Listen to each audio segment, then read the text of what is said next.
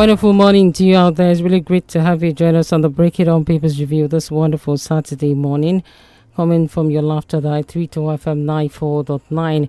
My name is GBOLABO, famous school, and this morning, as usual, we're going to look at some of the national delays and some of the headlines coming out of the national delays this morning. The temperature is a bit down and the weather is a lot cold, but then we're hoping that you're up and ready to look at the headlines together this morning. We have the Punch newspaper, the Nation newspaper, Nigerian Tribune newspaper, and of course Cable and G, and a host of other papers here for review this morning. We'll start off very quickly with the Punch newspaper, and this says terrorist warning letters pack max exodus. 2027 opposition 6 credible polls as INEC releases timetable. Man kills brother over accusation of blocking success. ICPC invites El-Rufai for questioning after airport incident. NSCDC warns construction firms against damaging fiber optic cables in Kaduna. Oil marketers battle for customers amid price cuts. Thugs demolish Lagos houses, demand 25 million naira from landlords. And more here on the Metro Plus page of the Punch newspaper. Thugs demolish Lagos house, demand 25 million naira from landlords. Taken earlier, police nab woman over Nigerian driver's killing in South Africa. Lagos man nabbed over alleged rape of content creator. And bandits kill Castina DPO, 3 attackers neutralized. Man kills brother over witchcraft claim in Rivers community. All of this is some of the headlines from the Metro Plus page of the Punch newspaper, and more here on the business page. Oil marketers battle for customers amid price cuts. Customs intercept 1 billion naira cocaine, unveils digital reform. And Dangote reaffirms supply chain digital growth drive. And still more here on the front page of the Punch newspaper. ADC welcomes INEC 2027 election timetable, insists real-time results key. And 2027 factional PDP caretaker committee backs INEC timetable, assures aspirants of dispute resolution. And still here, PC vows to reclaim FCT area councils. Kogi PDP chair backs Natacha on Ajakuta Steel funding. You find all of these headlines on the front page of the Punch newspaper this morning. We also take a look at the Nation newspaper and get some headlines too out of the Nations this morning. And here on the Nations, we have this stream of headlines. APC ADC upbeat as Nigeria elects President February 20th, 2027. Ribadu ordered my airport to rest. Terrify alleges Lagos under-bridge communities where street children youths find homes. More here, latest news. How I fell apart from Kwankwaso, that's according to Ganduje. Abiodun pays tribute to Mama Onabanjo, pledges support for cathedral projects. Monarch donates land to Red Cross in Lagos. Atiku El-Rufai accused federal government of weaponizing security agencies against opposition. Police warn owners to remove abandoned vehicles. And Hilda Bassi receives 3rd Guinness World Record. Plague praises God.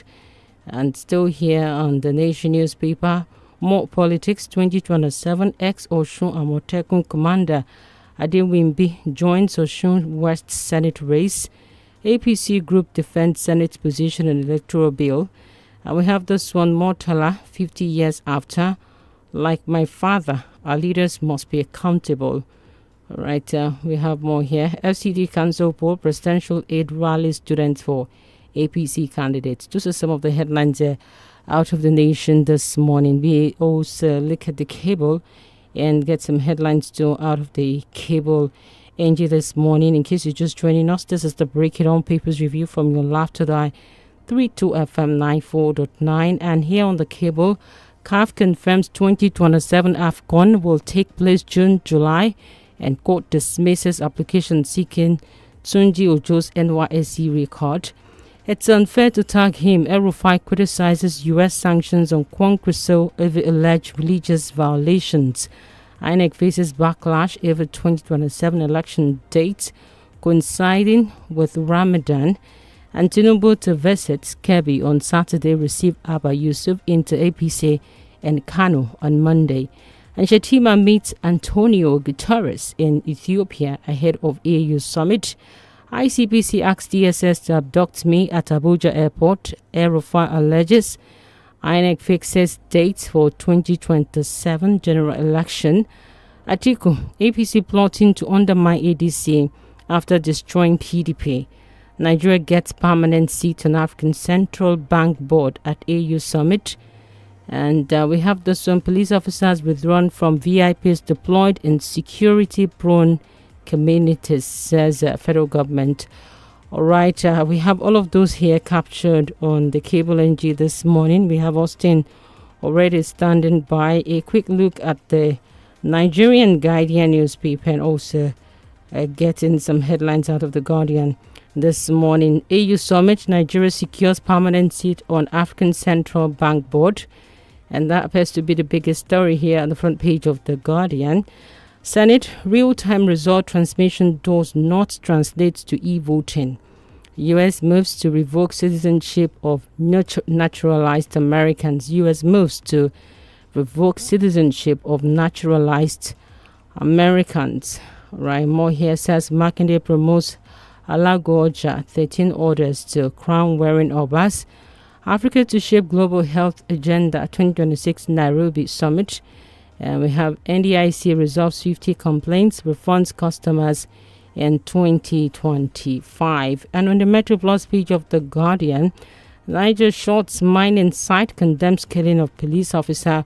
Ocean Court remands motorcyclist for alleged rape of teenager. 15 dead, 49 infected in Taraba Lassa fever outbreak.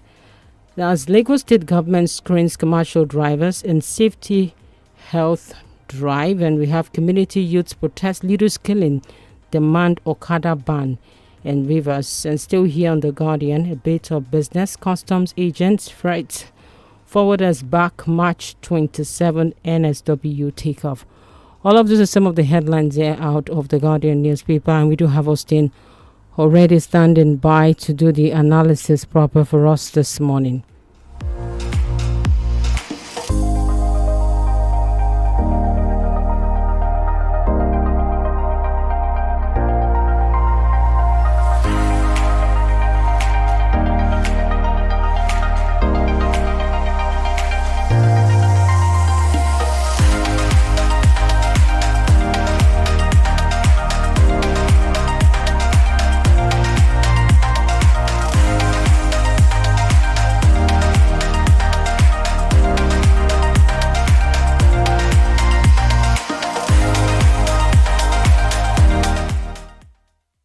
All right, you're welcome back. It's still here on the Break It Down Papers Review. And of course, we have Austin Edemo right now standing by virtually to do the analysis proper for us this morning.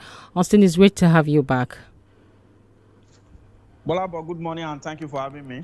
All right, Austin. I guess we can start off with this timetable for INEC. INEC releasing timetable for the presidential election and now picking February 20th. But now there's some few controversies as to clashing between religious time, especially looking at the Muslim faithfuls. Now, would we say Amukbichan did not put this into consideration before coming up with this timetable? Because already people suggesting that why would it coincide with Ramadan period? Yeah, it's like an avoidable oversight, and I don't think it's really good. Based on our peculiarity as a people, we are religiously inclined, and because of that period, people that will be engaged in fasting, for example, may not be able to participate fully in the electoral process. And if you also want people to participate the more or more than what it used to be substantially, that is also a period where people move from one place to the other. That date, February 20th to March 6th, is like the peak of the activity. So for me, I think if INEC has done their thorough job, they will have been able to look at it that it can clash with such a national or such a major religious event. Now that that has been spotted, I think INEC had to go back to the drawing boards to look at it again. If we are going to have the election before that period, I think the fasting period is starting, I think February 8th or something, around early February or something. So, which means that we may likely move the election to maybe January or after March, maybe March 8th or March 6th, when the Ramadan itself will have taken place. So INEC should engage stakeholders, political parties, and all the critical stakeholders in our electoral process to be able to come up with an acceptable date, because there's a provision of the law, not not earlier than 180 days and not later than 30 days before the expiration of the current office holder. That's what is provided in the law. So let's see what INEC will come up with. A lot of people have read a lot of meaning into this, but Nigeria is a place where we do hide and seek. There is always mutual suspicion in terms of whatever that is being done. So I think this will have been avoided if INEC has been able to peruse the situation thoroughly.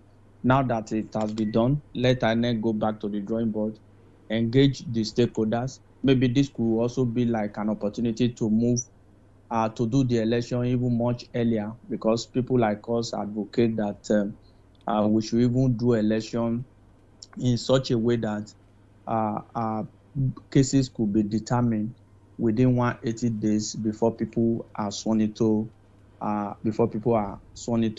office at all. Well, this is the biggest news for now. A lot of reaction. Political parties have commended it. I think the PDP, ADC, and other major political parties, they've commended the date.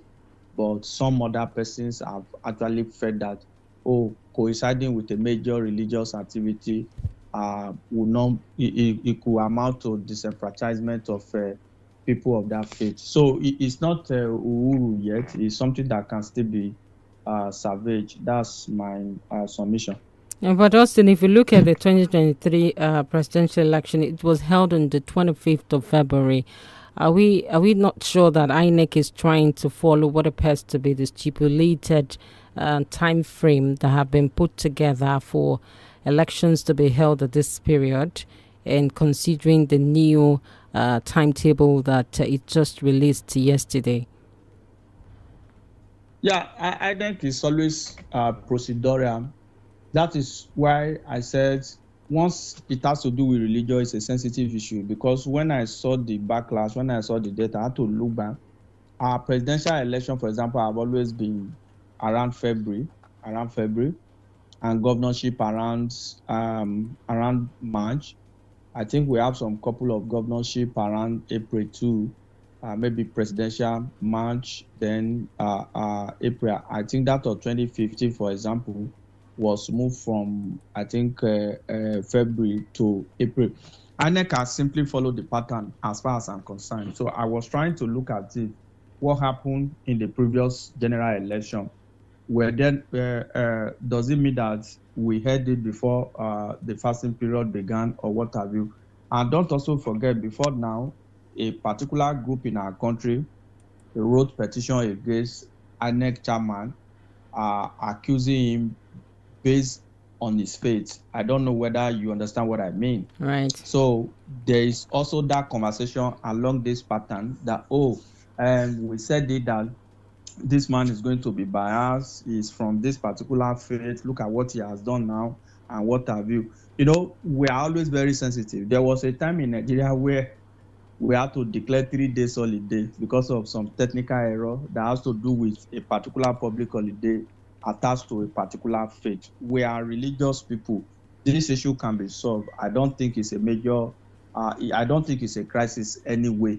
If not that, the way we are, it does not really matter. But because of the way we are, let INEC look at it again for the purpose of equity, fairness, and probably justice. All right, Austin. Let's further still look at the electoral period itself. And this headline says 2027 opposition seeks credible polls as INEC releases timetable.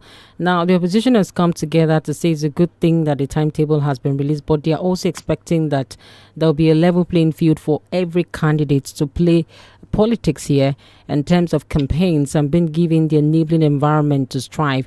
Because in the midst of it, we're already hearing from Aero5 from some of the headlines that the opposition are being witch hunted, and he appears to be one of the test case where he's alleging that the DSS, through the office of the NSA, has come against him politically, and he's also saying ICBC is also being used. Now, Austin, if we have to put all of this together, we're looking at an election where opposition parties want to play this politics and also the ruling party. How much more, as the oppositions are demanding, can we have credible polls here? And can Amukito live to the test of time with what we're seeing presently? Yeah, credible poll does not really rely majorly on Amupiton or INEC. Of course, they are a major stakeholder. They have a very big role to play in delivering credible elections to us. Politicians that are talking now, they also have a major role to play because it is politicians that at the end of the day overeat the polity. We have some politicians who are not popular. In the inner recesses of their heart, they know they can't win election and they want to win at all costs. And they want to make it look as if they can win. This is always like the tactics of the opposition. We have gotten to a level in the history of our country where our description of free and fair election is only when opposition wins. Let me cast your mind back to 2015. 2015 election was not a perfect election. You understand what I mean? Right. It was not a perfect election. We all aided the election because we wanted the change of government at that time. Opposition won. Even the president, the sitting president that organized that election, complained about that election. Of course, based on his conviction, personal conviction, he didn't go to court. I monitored that election, 2015 election in Kano and Kaduna. That was almost like the peak of underage voting in northern part of the country. Former President Goodluck Jonathan complained about underage voting before he considered a defeat. So it is a kind of political game that opposition will come out to say that, oh, election must be free and fair, election must be credible. If it's free and fair, we are going to win. If they are only preparing our mind that if they don't win, it means that it is not free and fair. Even in the last election, we saw politicians, they won in places where they couldn't have won, places that ordinarily they were not expected to win. You imagine Nigerian politicians going to court to challenge the election where they lost, where they won is free victory for democracy.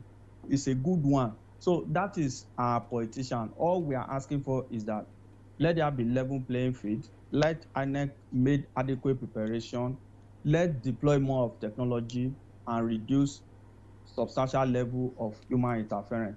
As for Aero5, of course, Aero5 believe that whatever negative thing that will happen to him probably could be caused by Nuhu Ribadu, because he still felt that Nuhu Ribadu played a major role in making sure that he was not eventually appointed into this government. He used to be a very good friend of Nuhu Ribadu, but at the end of the day, things fell apart.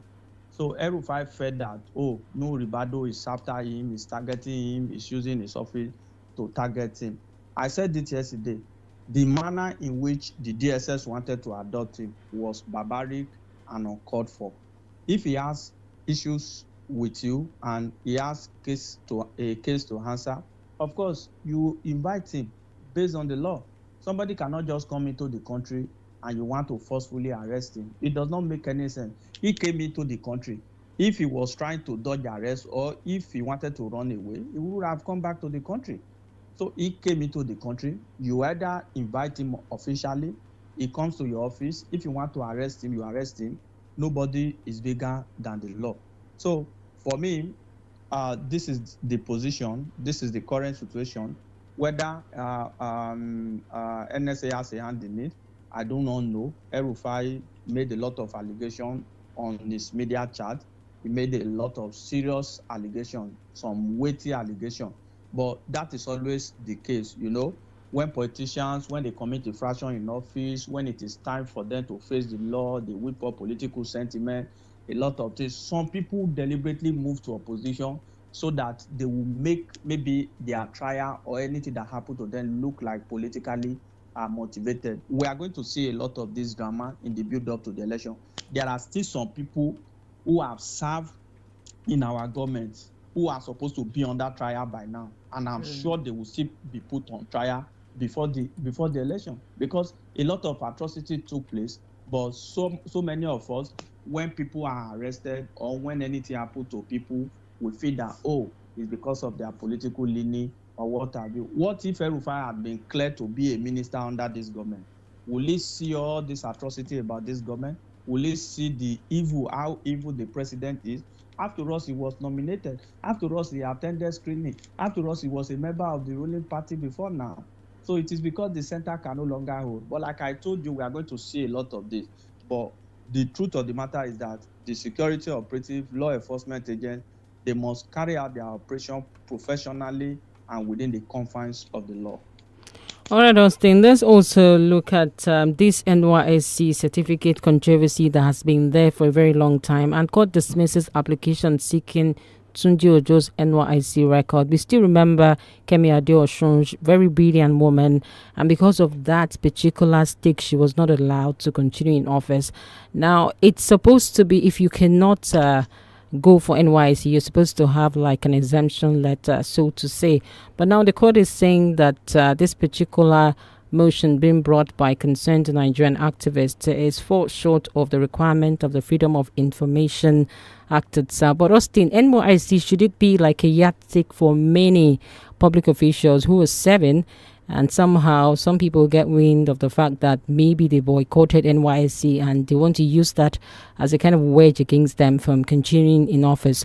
But what do we have to say with this take of NYSC and how much more drama we've seen over the years? Yeah, the law is clear. If you attend high school, for example, you either go for the mandatory 1 year national service or you get exemption, depending on the present circumstance in any material individual case. There is a particular age you get to. You can't be mobilized for the national service. You therefore apply for exemption. I don't know why the issue of exemption will now become like a major issue.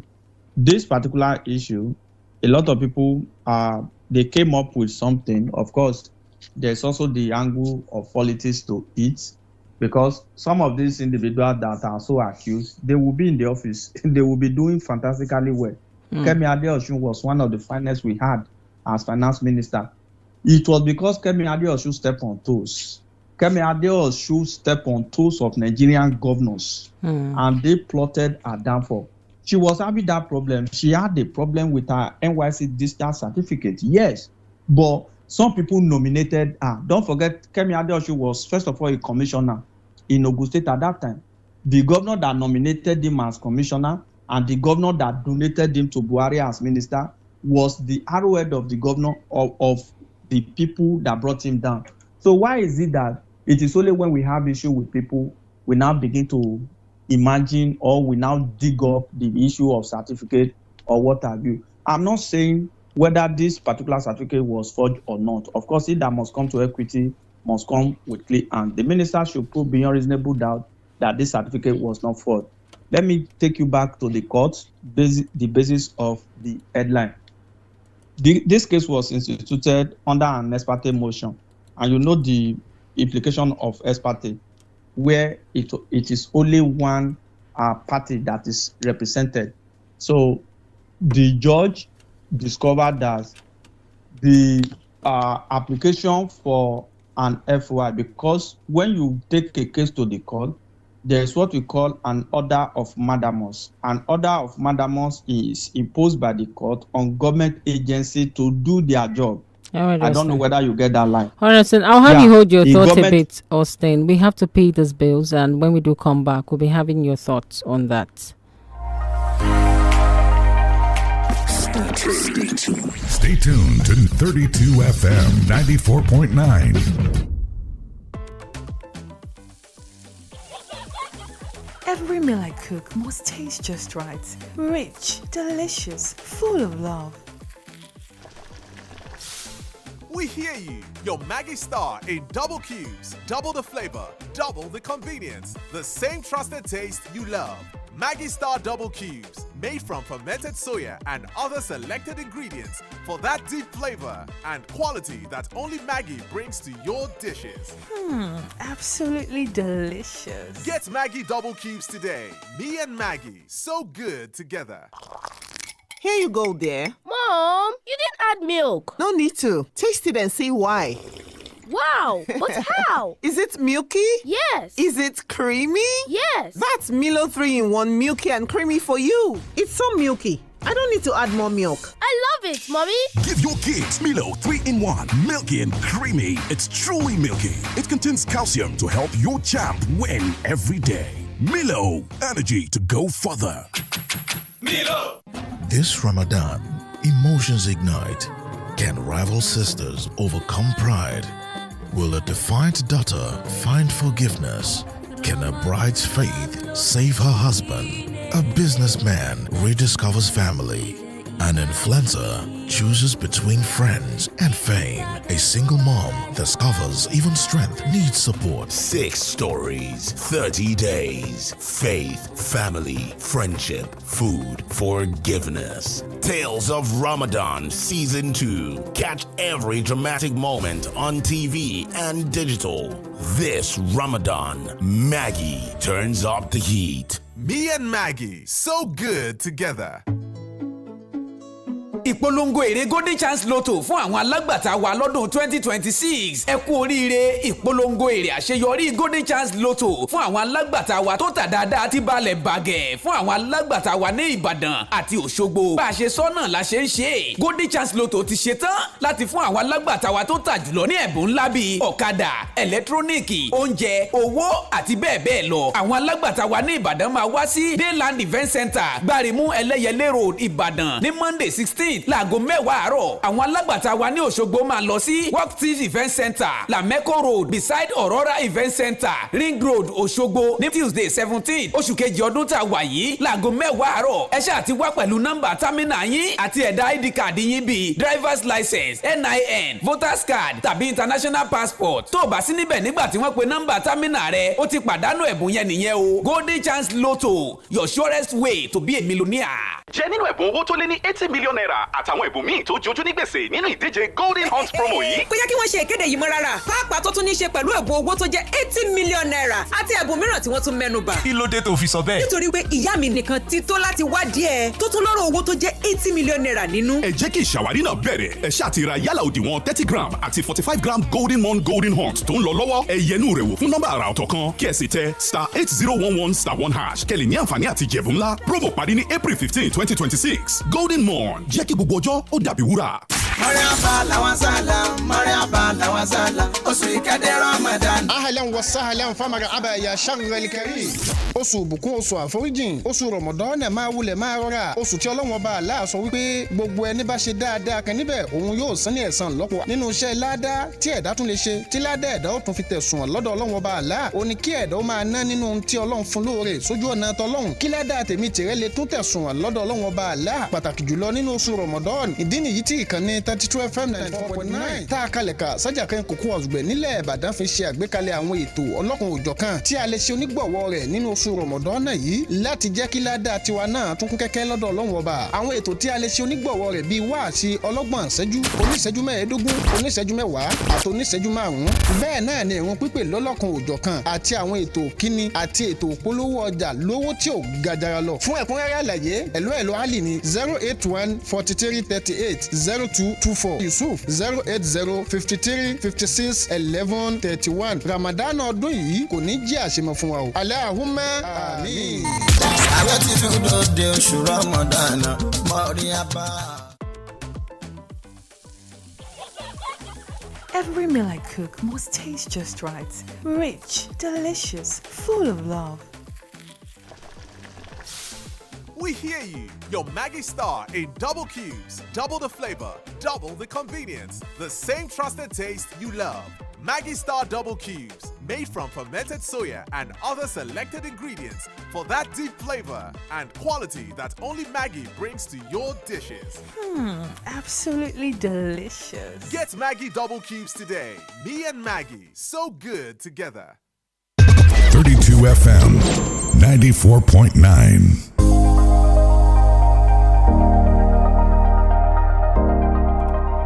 All right, you're welcome back. It's still on to Break It Down Papers Review here on your Laughter Diet 32 FM 94.9. Austin, we're back. I guess you want to conclude with your thoughts on the NYSC issue. Yeah, thank you, GBOLABO. For the NYSC, this particular case, another of Madamos was sought from the courts to compel an agency of government, which is NYSC, to do their job, because doing their job means that they are supposed to publish everything that has to do with the discharge certificate of Minister Tunji Ojo. Now, the court has said that normally for you to invoke sections of the Freedom of Information Act, that particular information that you seek to bring out or you seek to unveil must serve public interest. But this judge said that those who brought this case does not serve any public interest. So I don't know what the judge means by that.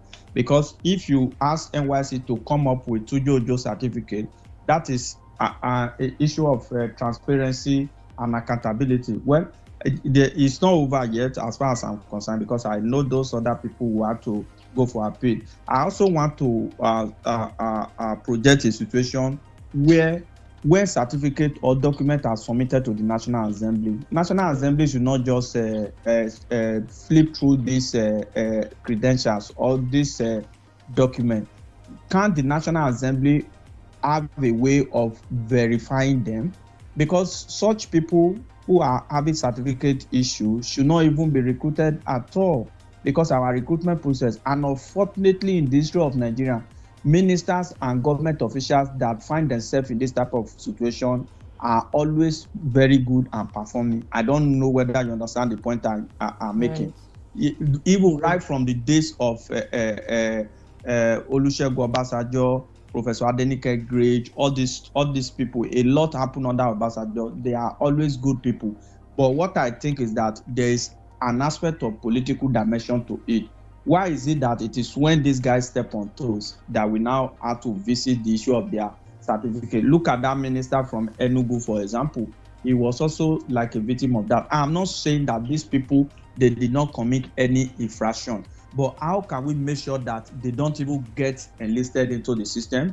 That is number one, on the part of the screening from the National Assembly. And number two, this set of people, at times, there is always like a coloration or what have you. So it's an unfolding event. It's like a continuous thing. Let's see how it goes at the end of the day. We have a lot of people with certificate scandal even within our system. That is one thing we must know. I understand. I want us to quickly touch on this before opening the phone line. Terrorist warning letter spark mass exodus. And now we're talking about Kwara State. Some people will say the audacity is the issue here. Why terrorists will go to communities, giving them letters and threatening them that we're about to attack your communities. But Austin, if you look at the budget of Nigeria, in terms of our budget here from 2025, I was just looking at the budget for security, 4.91 trillion naira. And that's about 6.57 trillion naira voted for security funds in Nigerian 2025 budget. And now we're having a proposal 2026 budget, 58.18 trillion naira for national security. Austin, would we say that these monies are being applied well, or somehow this money just find their way out of the system into personal pockets and used for malicious purposes? What do we say with having terrorists coming against? This is like an upfront against the sitting government of the states and even at the federal level itself. The audacity here, how do we address this? Looking at the pockets of threats and how much more people have been traumatized as a result of terrorist attack in Kwara in specifics here. Yeah, all of us will be worried. This is an unfortunate situation, not even in the far north. in Kwara State. So a lot of us, or even all of us, should be worried. Let the security operators, let them work with this information. This bandits kickpin operating along that area is well known even to the military. How come we have not been able to take him out? So they need to do more. People cannot be vacating their ancestral home, their farms because of threat and what have you. Intelligence should be able to lead us to tracking these guys and taking them out. Then on the security budget, of course, that amount of money is very huge as far as we are concerned, but it's peanuts as far as somebody like me is concerned. America budgets for our security for this year is over $800 billion US. So what are we talking about? Even the 58 trillion budget that we have, 20% of it, minimum of 20% of it should go to security. In a country that is as big as Nigeria, with several porous borders, ungoverned spaces here and there, that amount of money is small. I think the problem we have is that we are trying to prepare for this war when the war has broken out. Countries that have strong military, they consciously invest in their military sector, not only when they have challenges. That's the problem. Then on the flip side, even the money that I'm saying is small now, would they even use it judiciously? That is your reservation, right? A lot of these funds that I'm even complaining that it's not enough, will still end up in private pocket at the end of the day.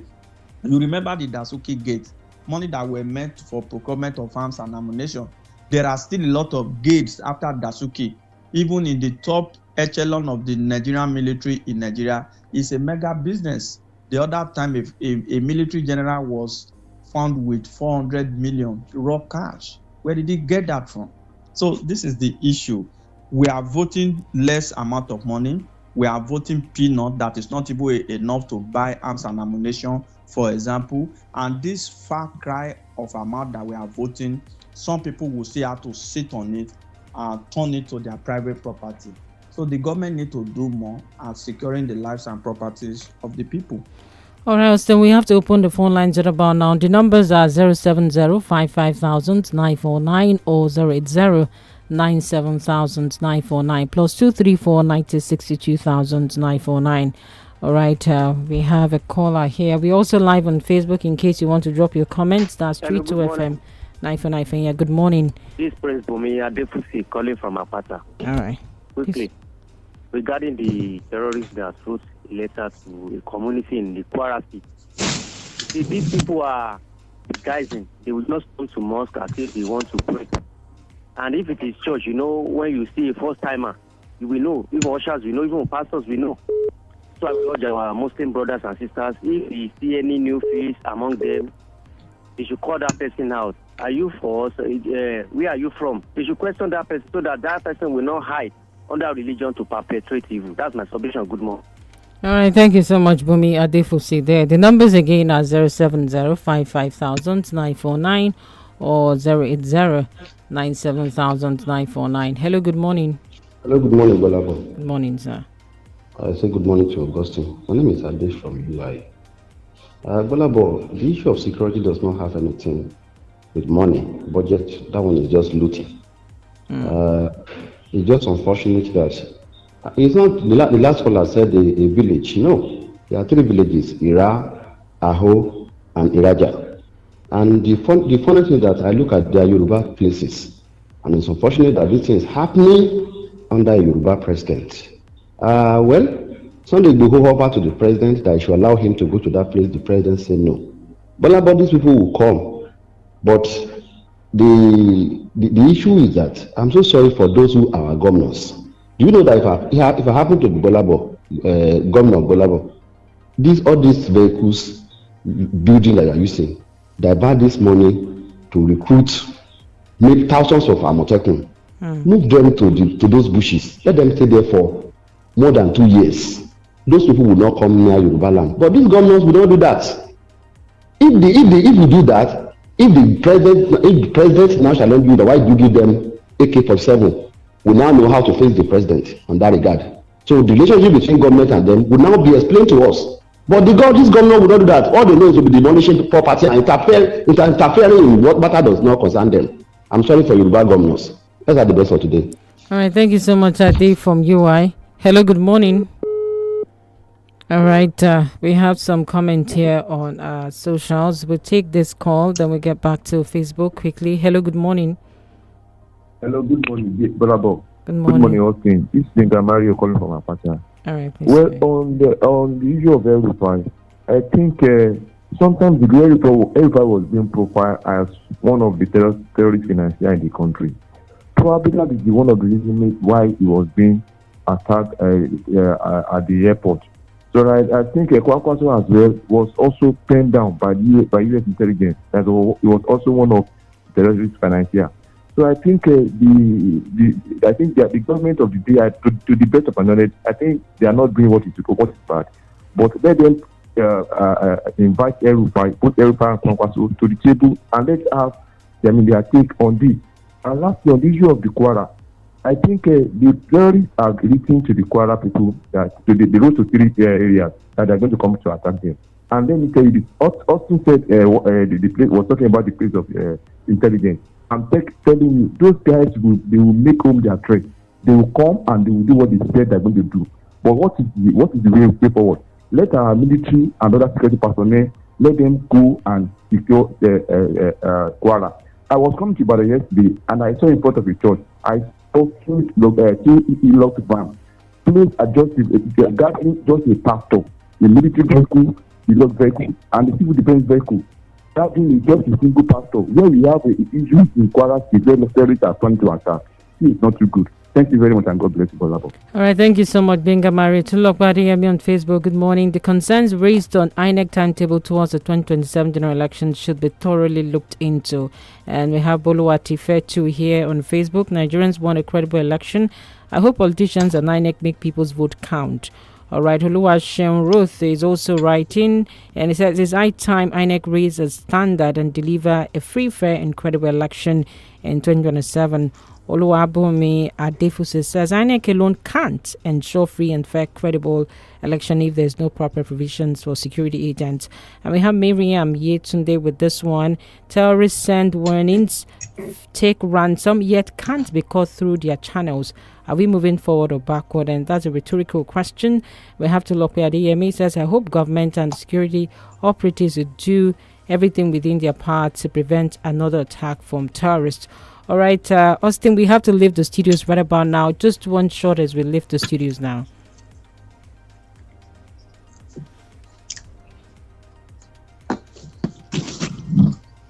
Austin, can you hear me? Yeah, Bolabo, I can hear you. So I said one shot as we leave the studios this month. Yes, I think on the issue of Kwara, the government must take it very seriously because the people of Kwara have been at the receiving end in recent time. So whatever they have to do, let them do it to ensure that that attack did not happen, to ensure that people's lives and property are secured. That is what we want to hear. Whatever they have done in the past, I think this is the time to do more. So this is just like a clarion call. And we hope that the people will give a sigh of relief at the end of the day. God bless Nigeria. All right, God bless Nigeria. Thank you, Austin, for doing this with us. And to all our callers, those still calling, we say a big thank you. And those who sent in their messages via our socials, we also say a big thank you. That's the much we can take with the Break It On Papers review this week. Join us again next week for another interesting edition. My name is Bolabo, Famous School, and Baba Fendo is up next.